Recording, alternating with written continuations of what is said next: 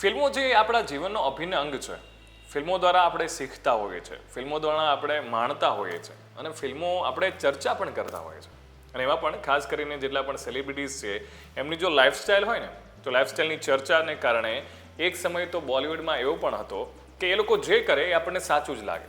ફેન્ડમ એટલું જબરજસ્ત, લોકોનો પ્રેમ એટલો જબરજસ્ત, એટલે આંધળું અનુકરણ ક્યાંક ને ક્યાંક કરતા હોય એવું આપણે ચોક્કસથી માની શકાય. એક્ઝામ્પલથી જો વાત કરું તો એ સમય હતો કે જ્યારે ઇન્ડિયાના પહેલા સુપરસ્ટાર રાજેશ ખન્ના એ જ્યારે સુપરસ્ટાર બન્યા હતા ત્યારે છોકરીઓ એમની પાછળ પાગલ હતી. એમને ખૂનથી ભરેલા લેટર્સ લખતી, એમની ગાડીઓ છે એ ચોમી લેતી, લિપસ્ટિકથી કેટલાય ડાઘ છે એમની ગાડીઓ પર જોવા મળતા હતા. અને એ સમયે જ્યારે એન્ટ્રી થાય છે 15 વર્ષની છોકરી ડિમ્પલ કાપડિયાની.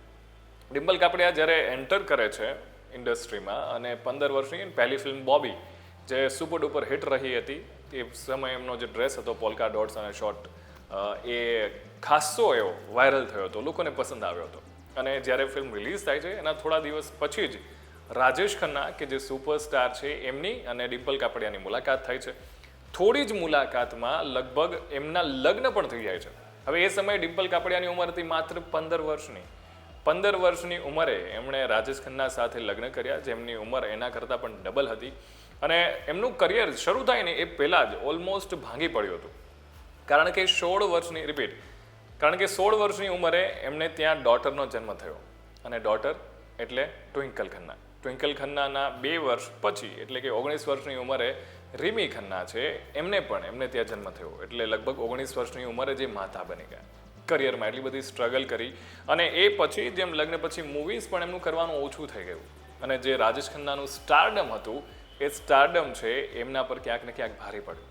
લગ્ન પછીના સમીકરણો છે એ બદલાઈ ગયા. હવે આવું જ કંઈક થયું હતું જયા બચ્ચન અને અમિતાભ બચ્ચનના કેસમાં. અમિતાભ બચ્ચનની ફિલ્મો છે બેક ટુ બેક ફ્લોપ જઈ રહી હતી, પણ જયા બચ્ચન જે છે એ એકથી એક હિટ ફિલ્મો આપી રહ્યા હતા. અને અમિતાભ બચ્ચન અને એમનો પરિવાર છે વિચારતા હતા કે જયા બચ્ચન સાથે એમના લગ્ન થાય. પણ ત્યારે અમિતાભ બચ્ચન જે છે એમના કરિયરના એવા એક મોડ પર હતા અને સ્પેશિયલી જંજીર રિલીઝ થવાની હતી અને મેં વિચાર્યું કે જો જંજીર હિટ જશે તો હું એમની સાથે લગ્ન કરવાનો પ્રસ્તાવ છે આગળ વધારીશ. જંજીર રિલીઝ થાય છે, એમના કરિયરની one of the biggest hit છે એ સમયે સાબિત થાય છે. જંજીર એમના માટે એક માઇલસ્ટોન ઊભો કરી દે છે. પછી જયા બચ્ચન અને અમિતાભ બચ્ચનના છે લગ્ન થાય છે. હવે લગ્નનો સમય વીતે છે એ પછી પણ ફરી એકવાર એવું બને છે કે અમિતાભ બચ્ચનનું જે સ્ટારડમ છે એ ક્યાંક ને ક્યાંક જયા બચ્ચનને રોકે છે. એ એટલી ફિલ્મો નથી કરતા જેટલી પહેલાં કરતા હતા.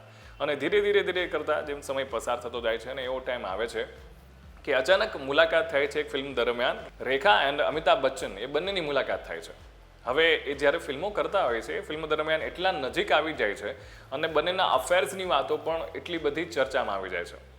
લગ્ન પહેલાં જયા બચ્ચન અને રેખાજી છે એ બંને બહુ સારા એવા મિત્રો હતા. એમણે વાત પણ કરી, પોતાનો જે પણ પ્રસ્તાવ હતો એમણે મૂક્યો કે તમે આ અફેર જે છે એ રહેવા દો, જેથી કરીને પરિવાર મારો જે વ્યવસ્થિત ચાલી રહ્યો છે એ ચાલે.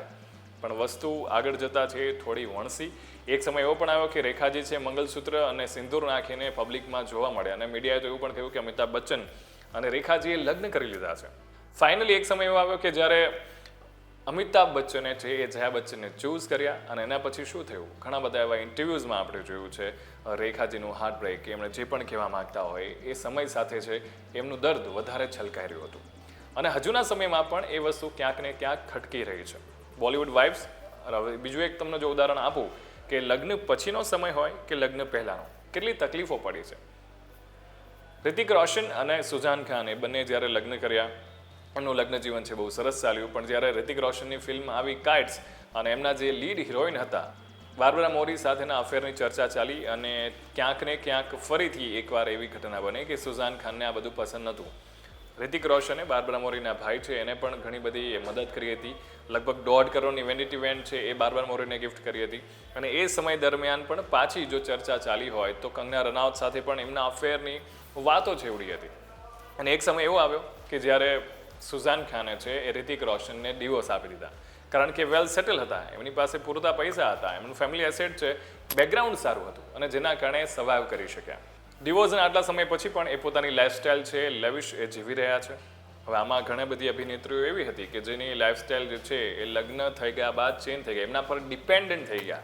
એના કારણે ક્યાંક ને ક્યાંક ડિવોર્સ ના આપી શક્યા અને જે પણ પરિસ્થિતિમાં હતા એ જ પરિસ્થિતિમાં ત્યાં રહ્યા. હવે વાત બચ્ચન પરિવારની જ આગળ વધે છે. જ્યારે અભિષેક બચ્ચન અને ઐશ્વર્યા રાયના મેરેજ થાય છે અને આ બંનેના મેરેજ પછી ઘટનાઓ એવી ઘટે છે અને હાલના સમયમાં તો એવી અફવા પણ ઉડી રહી છે કે આ બંને વચ્ચે જે છે ક્યાંક ને ક્યાંક ક્લેશ છે, બંને ડિવોર્સ લઈ લે એવી શક્યતાઓ પણ છે. કારણ કે એનું એક મોટું ઉદાહરણ એ બન્યું હતું કે જ્યારે અંબાણીને ત્યાં મેરેજ હતા ત્યારે બચ્ચન ફેમિલી અને ઐશ્વર્યા રાય છે એ અલગ અલગ આવ્યા હતા. સોશિયલ મીડિયા પર અફવા ઉડવા લાગી અને થોડા દિવસ પહેલાં તો એક વિડીયો છે એ પણ વાયરલ થયો હતો, જે એક ડીપ ફેક વિડીયો હતો, જેમાં અભિષેક બચ્ચન એવું કહી રહ્યા હતા કે એ બંને વચ્ચે ક્યાંક ને ક્યાંક ડિવોર્સ થઈ રહ્યા છે. પણ એ બધી અટકળો છે અત્યારે ક્યાંક ને ક્યાંક શમી પડી છે. હવે અભિષેક બચ્ચન જ્યારે લગ્ન કર્યા અને એના પછી એમની એટલી ફિલ્મો ચાલી નહીં, જ્યારે ઐશ્વર્યા રાય બચ્ચન છે એમની ફિલ્મો લગાટ ચાલી હતી અને એમને જે પ્રેશર હતું ને એ ફેમિલીના બધા લોકોથી તરફથી હતું. ખાલી ને અમિતાભ બચ્ચન છે એમણે છોડી દીધા હતા, બાકી બધા જ લોકો એવું કહેતા હતા કે એમને ફિલ્મો ઓછી કરવી જોઈએ ને એ પ્રકારનું ફેમિલી જોડે એમને બોન્ડિંગ નહીં રાખવું જોઈએ. પણ ઐશ્વર્યાએ બધું જ ગ્રેસફુલી જે મેનેજ કર્યું અને હવે સમય એવો આવી ગયો છે કે જ્યારે ક્યાંક ને ક્યાંક આ બંનેના ડિવોર્સની વાતચીત થઈ રહી છે. પણ ગઈકાલે છે આખરે એવી વાત આવી છે અભિષેક બચ્ચન તરફથી કે ભાઈ અમારા મેરેજ એ મેરેજ જ છે, અમે લોકો ક્યાંય છૂટા પડવાના નથી. એટલે ફિલ્મો જ્યારે આવતી હોય છે, બોલિવૂડના જેટલા પણ સ્ટાર્સ છે એમનું આ સ્ટારડમ ક્યાંક ને ક્યાંક એમના કામ પાછળ આપણે જે રિયાલિટી છે એ ભૂલી જાય છે. પણ હવે સમય થોડો બદલાયો છે, લોકો એ બાબતે વાત કરતા થયા છે અને જ્યારે આપણે એમની વાત કરતા હોય ને ત્યારે એમની અસર આપણા પર પણ પડતી હોય છે. જે મુજબનું આખું સ્ટારડમ હોય છે, જે મુજબની લાઇફસ્ટાઈલ હોય છે, આપણે ચર્ચા કરીએ છીએ, ડિવોર્સની ચર્ચા કરીએ છીએ, જે આજકાલ આમ બની ગયું છે પણ એ ક્યાંક ને ક્યાંક આપને પણ અસર કરતું હોય છે. તો આ મુદ્દે તમારું શું કહેવું છે અમને કોમેન્ટ કરીને ચોક્કસથી જણાવજો. Keep watching vibes of India.